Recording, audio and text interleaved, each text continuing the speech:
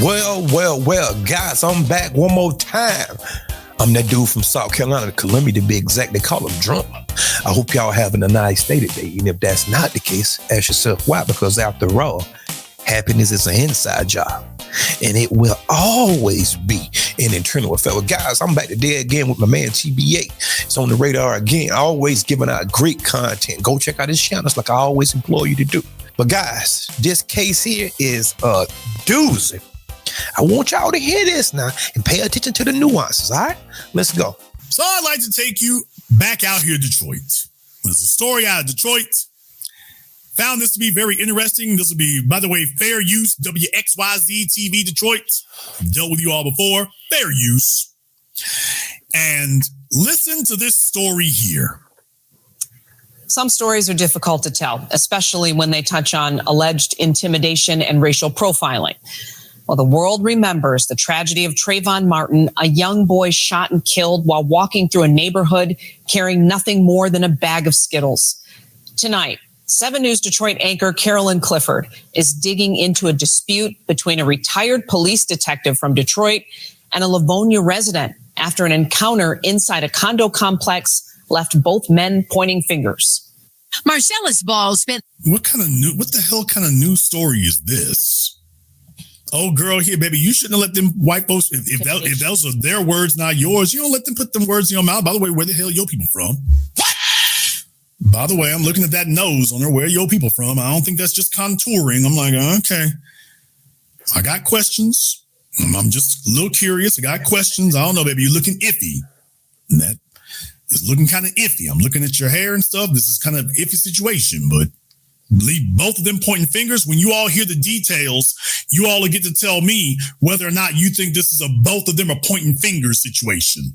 Inside a condo complex left both men pointing fingers. Marcellus Ball spent 35 years with the Detroit Police Department, retiring as a detective, honored at the White House. But earlier this year, while searching for a condo in Livonia, he says he faced something he never expected. Get out of my face. This is a private I know what it is. No, you don't. Yes, I do. If you knew, you wouldn't be here. I'm in law enforcement, so I know what I'm doing. Law enforcement. I see your badge. Ball says 51-year-old Edward Dombrowski confronted him, questioning why he was there. Basically was racial profiling me. And he was telling me, what was I doing over here?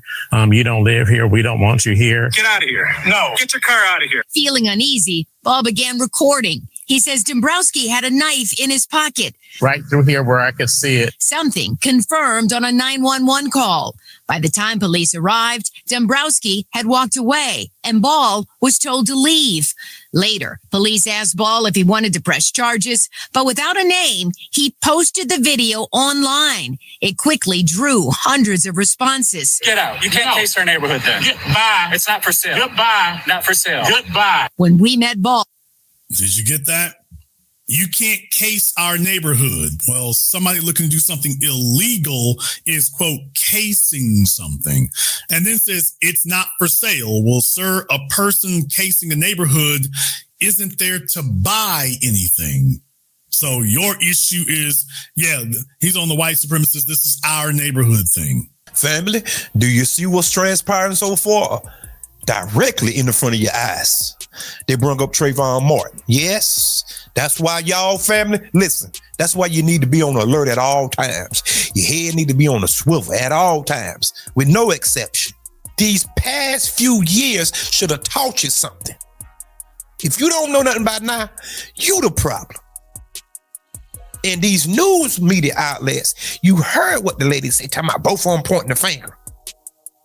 See, you have to listen at these people's words because words matter. They always trying to frame it as though it was something mutual that was going on and both parties was at fault. No!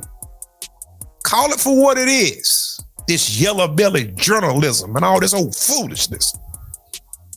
Don't make no sense. Don't let nobody accost you guys, okay? Let's get back to the video.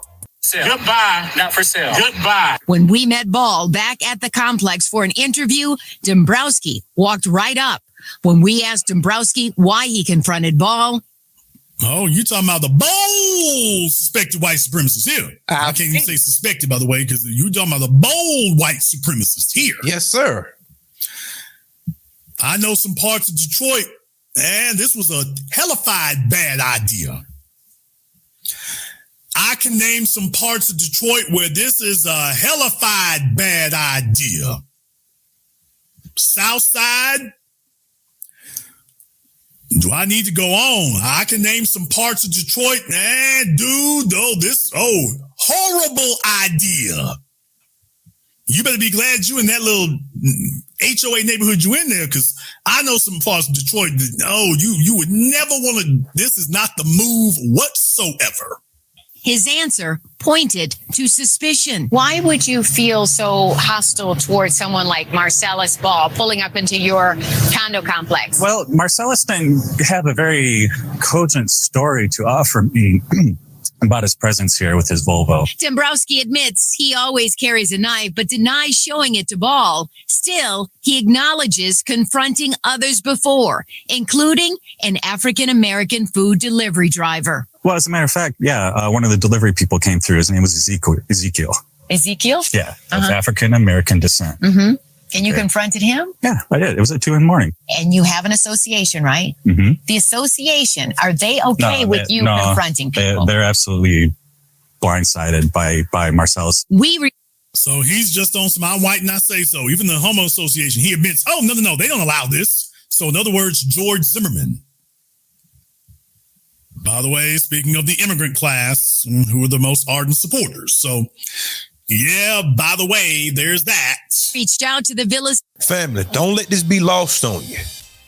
Whenever that the new black media says that these people are deputized, Exhibit A, did you catch it? This man want to check your slave papers. He tried to check somebody's slave papers. He think it's 1820. He bold. He's brash. He came up saying, well, yeah, this guy whole demeanor driving his Volvo. Did you catch that? His Volvo. Like, who is he to go and check somebody? If there any type of suspicious behavior, that's what 911 is for.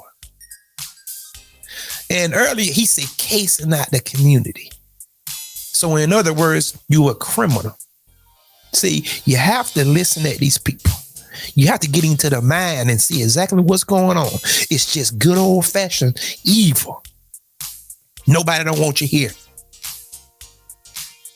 And then he talking about the delivery driver at 2 a.m. when somebody ordered something, sir. And he even go as far to name the guy Ezekiel, African descent. Y'all better be careful with these people. See, you think moving out of the hood or wherever that y'all got this old crazy thought that you're going to be safe, huh? All right. Until you run up on a Tom here. I can't run up on one for some reason. And I have been in many nice places. I ain't never been accosted by nobody because I wish they would. I wish you, look me in my face, I wish you would. Because I guarantee you, if you live to tell about it, you will be scared of every black person that you see. I promise you that. And I seen a knife too. Ooh, that's a green light, ain't it? Condo Association. By email, they told us Dombrowski has no authority to confront anyone. Yeah, by the way, they tossed the HOA and they said, yeah, by the way, you ain't supposed to be doing that. Just like George Zimmerman. The association does not encourage or condone residents confronting others within the condominium. If residents are concerned about their safety, they should be reporting those concerns to the Livonia Police Department. Not walking around thinking you're a vigilante with a knife in your pocket, which, by the way, if he had a weapon, according to Daniel Penny's supporters, him having that weapon in his pocket is threatening, and therefore you can use any and all force, including lethal, since he has a weapon on him. So all the Daniel Penny supporters, by the way, he could have used any level of force he wanted to stop Dombrowski the dummy because, he has a weapon. Well, he is clearly a threat. He is clearly harassing. Therefore, he could have used any amount of force he wanted to stop him, including lethal. even if he doesn't touch him. Touching him is not required. If you are a verbal threat, if you're verbally threatening, that's all you need. And the fact that he's confirmed with a weapon on him, he's got a knife. Oh, that's it. All the check boxes have been checked. You are cleared to land. Now, folks, wait till you watch this next part, because this is going to look like something out of Law and Order. Wait till you see the next part. Yep, he broke the social contract, right? According to the Daniel Penny case, right? Okay, then. The Wayne County prosecutor charged him with disorderly person and disturbing the peace. We were there for his first court appearance. What? Your Humpty eyes do not deceive you. I'm going to let the rest of it play, but your Humpty eyes do not deceive you. Confront anyone. The Wayne County prosecutor charged him with disorderly person and disturbing the peace. We were there for his first court appearance. That is a misdemeanor punishable by anything from probation and fines and costs to a maximum of 93 days incarceration, or 90 days incarceration. I apologize. Now, you might be wondering how he ended up in this unusual series of events with this particular lawyer. I'm going to let it keep playing, but I wanted that to sink into you for a moment. So it's a story to it. So you're going to hear it first, then you're going to find out what happened. The Wayne County prosecutor charged him with disorderly person and disturbing the peace. We were there for his first court appearance. That is a misdemeanor punishable by anything from probation and fines and costs to a maximum of 93 days incarceration, or 90 days incarceration. I apologize, and or a $500 fine. His court-appointed attorney said he was...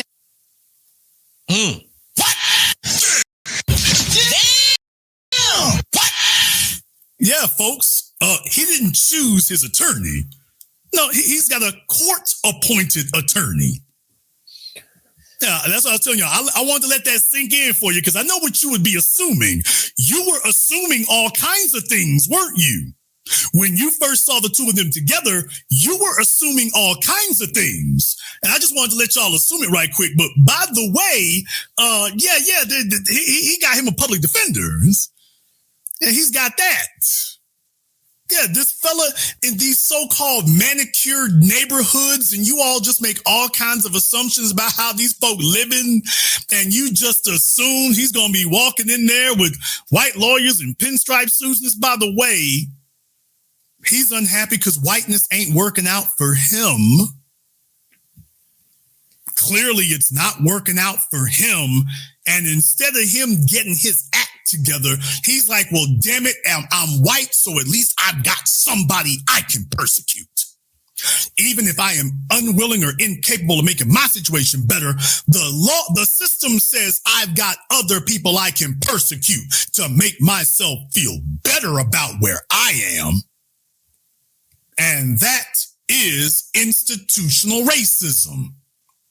As Lyndon Baines Johnson said, as long as the lowest white man feels like he's better than any black person, he won't demand anything else from us. And you're looking at it in action. Rather than him getting his life together, he wants to go find somebody he can persecute and oppress because he figured the system would back him up.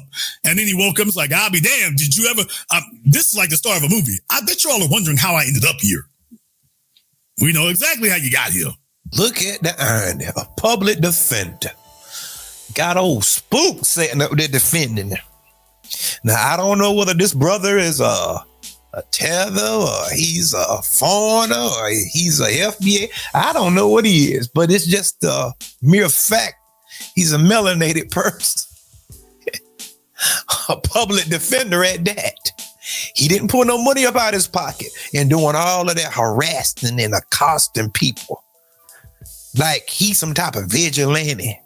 Okay. They're going to get enough of that. Simply because you go run up on somebody and they not going to be nice about it, if you will. They might put hands on you or they might do something else to you. Leave people alone. Who are you to go and harass people? Somebody riding through a neighborhood, you don't have no right to go up to them and asking them what they doing here. Because you don't know what they're doing there. They could be visiting somebody. They could be looking for a home. They could be on some type of business trip at somebody home. You don't know what these people doing, but you take it upon yourself to go up to them and harass black folks. And this is a common theme that I have seen, because I have seen multiple videos like this, hundreds and thousands of videos where people, you don't live around here. What you doing around here? Do you see what we talking about? Like how Jason said, he want to punch down on somebody. And now look, he ain't cut with a public defender, a black one at that. If I was that public defender, and the minute I find out what he did, I was like, all right, I'm going to make sure that I lose this case, even though public defenders don't really win cases like that. But I try to get the harshest sentence as possible. I wouldn't defend him, send him to jail. They were there for his first court appearance. That is a misdemeanor punishable by anything from probation and fines and costs to a maximum of 93 days incarceration, or 90 days incarceration, I apologize, and or a $500 fine. His court-appointed attorney said he was suffering from a mental illness, was off his medication, and undergoing anger management. Go what? Please. Yeah, folks. Shout out to Brother Paul Mooney. When you black, you don't get to play the mental illness card. Ain't that right, Jordan Neely? When you're black, you don't get to play the mental illness card. This guy's got a track record. Well, I got mental issues. I'm off my meds. I'm like, brother, I don't know if you're doing your Johnny Cochran routine. The brother's doing the best he can. The brother didn't walk in there with nothing. The brother walked in there and said, I'm going to do the best I can with this mess you giving me. 90 days incarceration, I apologize, and or a $500 fine. His court-appointed attorney said he was suffering from a mental illness, was off his medication, and undergoing anger management. That's when Livonia's 16-court district judge Paul Bernier fired back. If this is true, anger didn't provoke you to go up to that man and say the things you did and try to keep him out of your neighborhood. That wasn't anger, that was racism. For Ball. Now, that right there is the kind of thing that makes a difference. When folks, you want to know how you stop white supremacy? Easy. You punish it. Facts. You don't wait for them to find the love of Jesus. You don't retrain them. You don't try to rationalize with it. If you want to stop white supremacy, it's very easy. You punish it when it happens. When they walk in and realize there isn't a system that will back them. He did this, as I said from the beginning, because he assumed there was going to be a system that was going to back him. Because it has every other time. He did this because he's done it a bunch of times before, and the system backed him. White supremacists had his back. The system had his back. If he doesn't do it again, it's because of this experience where he rolled the dice this time and the system didn't have his back because he made the news. By the way, isn't it amazing? Put some television cameras there to record what happens. All of a sudden, the system is like, okay, he's expendable. He's disposable. Now he can be thrown under the bus because, you see, he was too blatant and overt with it. Not because the system has changed. He was too overt with it. So now he has become expendable. When he's self-admitted, he's done it before. So you want to stop white supremacy? Let this keep happening here. Let them walk in and you see a system of justice. If you want to stop white supremacy, show them, don't tell them, show them that there is a system of justice, not a system of white supremacy, and it will stop. Because they're depending on systemic racism to back them. When they see that the system of systemic racism is gone, next thing you know, they're not going to try it anymore. And this is their greatest fear come to life, that racism is a systemic problem. And if you can break that system, the machine it slams to a halt. And by the way, you can look at his damn face. He got plenty of damn act right, don't he? I couldn't agree more with TBA. This is how you stop or put a halt to white supremacy. And a lot of people will call that judge and say that he out of pocket. That's what they would say about him. He's doing too much. Do y'all remember during the COVID case that a judge told a woman up at a park or something, a playground park, said if she come in there again, that he's going to lock her up and out doing all that. And them people went to his house and said that they not standing for that. I'm going to tell you something. These people are entitled. They feel like they should be able to do whatever they want to do to you. And you just sit back and let them just run roughshod on you. Not so. Not so. This is a new day, guys. Things are turning. Slowly, but things are turning. You can see it because now their numbers are dwindling. And like how the new black media always told you, they get violent once the numbers shrink. They get more violent like South Africa. But they won't be no apartheid here. They might be one, but they're going to be a lot of bloodshed. We not South Africans. Shout out to the South Africans, but we not them. We are different people. That's why everybody is allotted the opportunity to come over here, simply because what foundational Black Americans have done. See, you think it was just Martin Luther King, and that was a part of it. We needed both sides, but there was some people in the pool hall, as Dr. John Henry Clark always say. There were some guys in the pool halls that wasn't on camera that put in some work. And that's all that I'm going to say on that, guys. That man to say the things you did and try to keep him out of your neighborhood. That wasn't anger, that was racism. For Ball, justice is simple. Has justice been served yet? It's on the way. Justice is a process, and this is just part of the process. The judge set a court date. And my issue here, people, is that I'm not satisfied with it. When we talk about we need Black hate crime laws, it's because you don't have Asians with stories like this. You don't have any Asians with stories like this. Matter of fact, the Asians, unfortunately, in many cases, they're imitating the white supremacists. Family, you get the gist of the matter, though, right? This guy say mental illness. He was off his meds. Come up with any and every excuse known to man up under the sun. The Twinkie defense. Huh? It's the Democrats. No, it's the Republic. Oh, no, it's the leotard. It's the liberals. No, it's the LGBT. No, it's the Jewish people. Blame a black man. Oh, the black cat crossed the road. I was schizophrenic. I'm bipolar. I was two different people. Shout out to Paul Mooney. I stomped my toe in the 3rd grade. I didn't have any friends. I cut the grass too low. A bird crossed the road and he pooped on my windshield. I mean, they just come up with anything. One more thing before I get out of here, guys. Do not let this be lost on you. The guy was a detective. The victim was. He retired. Do you see? Your occupation doesn't matter.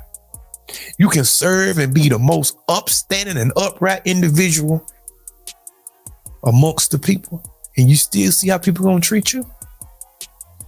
That's why I'm not gun-ho about being accepted by people and looking for acceptance.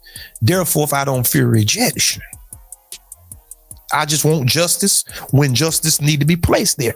Where justice is at, I'm fine with that place. Family, if somebody black does something, lock them up. White, lock them up. Asian, lock them up. Mexican, whatever you are, lock them up. With that being said, I'm out of here. Go ahead and subscribe. Hit the like button because I'm trying to get into the YouTube algorithm. Hit the hype button because there is a new button under the video. It's not called a hype button. Hit the hype button as well, guys. And if you ever so kind of donate. All right. And until next time, peace. And remember, there is more.